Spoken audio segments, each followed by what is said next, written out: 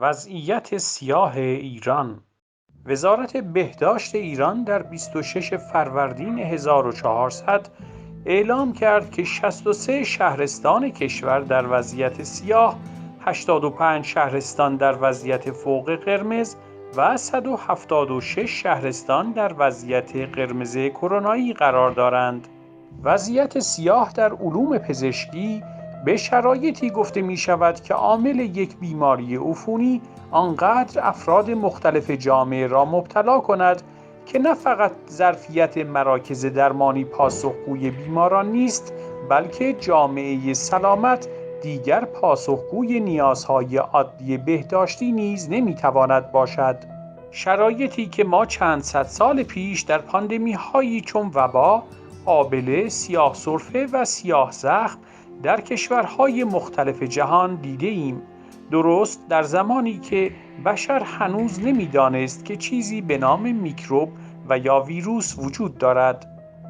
امروز ایران در سال 2021 با نزدیک به 80 سال پول نفت، گاز و منابع معدنی به وضعیت سیاه کرونایی رسیده است.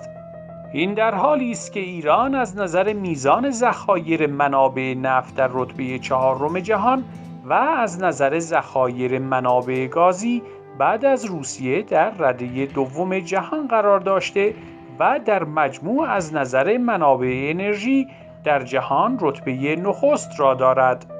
از طرفی دیگر اگر به تاریخ نگاهی داشته باشیم، ارزش پول ایران در زمان قاجار برابر با $1 آمریکا بود، یعنی 1 تومان برابر بود با $1 آمریکا.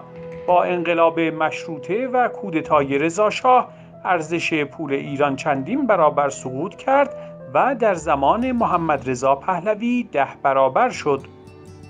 امروز هم با بیش از 40 سال حکمرانی جمهوری اسلامی ارزش $1 ایالات متحده آمریکا به بیش از 25,000 تومان رسیده است.